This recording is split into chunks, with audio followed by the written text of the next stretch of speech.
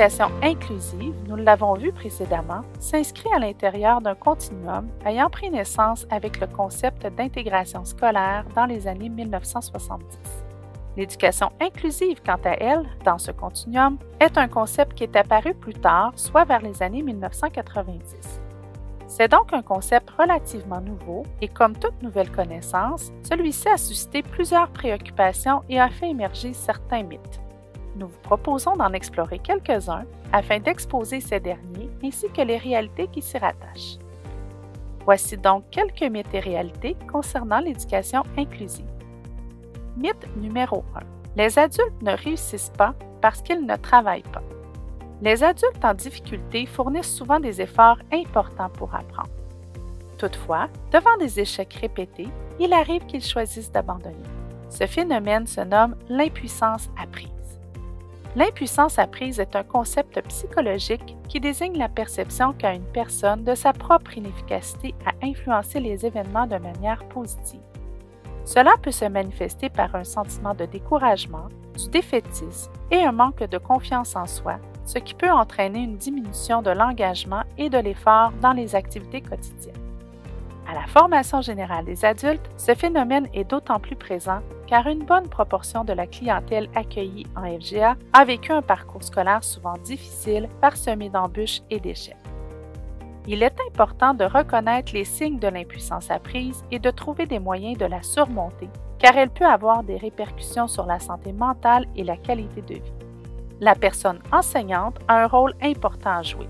Elle doit redonner confiance aux adultes, leur faire vivre des réussites et les aider à avoir du contrôle sur leurs apprentissages afin qu'ils se sentent à l'aise de s'engager à nouveau en contexte scolaire.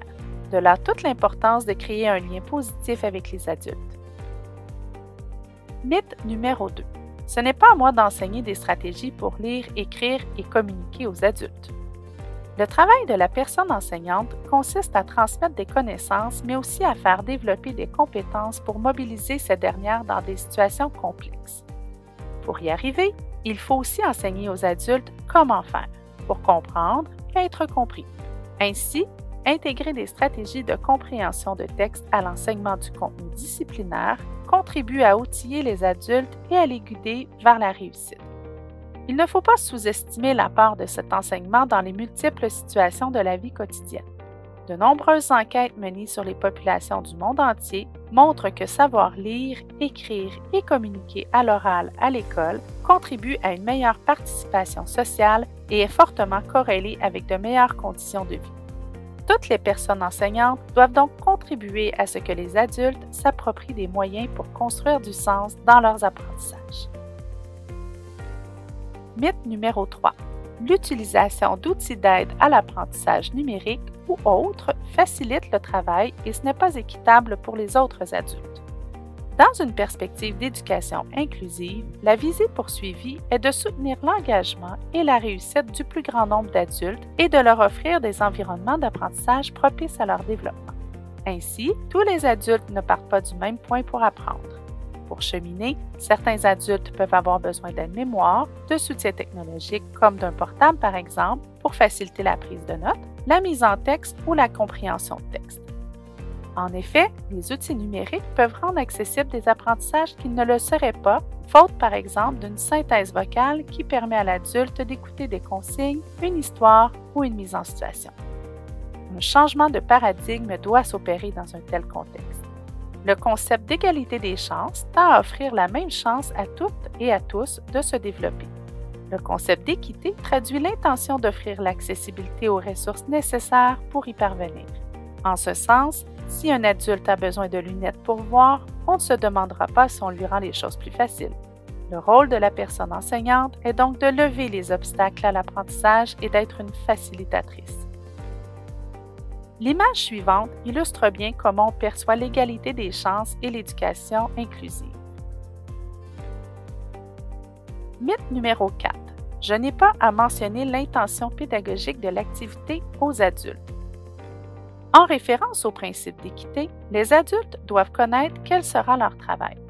Priver les adultes d'informations pertinentes qui orientent leur compréhension face aux critères de réalisation peut contribuer à les placer en situation de surcharge cognitive. Savoir ce qui est attendu permet de baliser l'apprentissage et de le situer relativement aux autres apprentissages déjà effectués et par rapport à ceux qui sont encore à venir. Par exemple, en partant d'une intention de faire découvrir le mode de vie des premiers peuples, la personne enseignante peut proposer une lecture, une vidéo ou un balado sur le thème.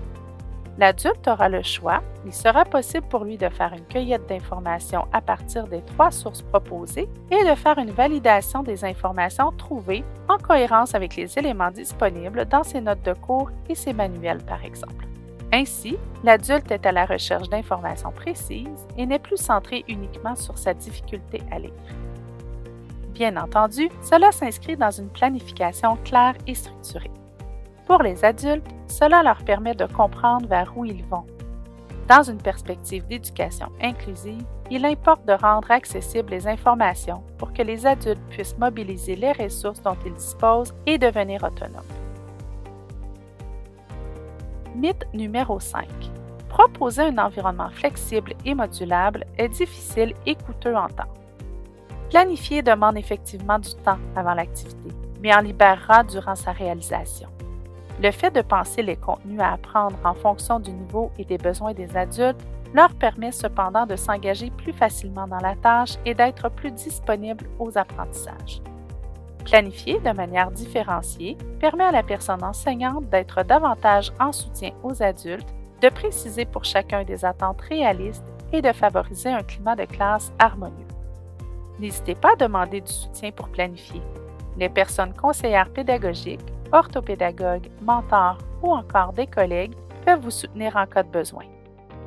Travailler en dyade de co-enseignement constitue aussi une bonne façon pour explorer la planification différenciée au service d'un environnement capacitant. En somme, le Québec encourage une visée inclusive de l'éducation. Cela implique pour les enseignantes et enseignants de devoir planifier des situations d'enseignement-apprentissage adaptées aux besoins de chacun.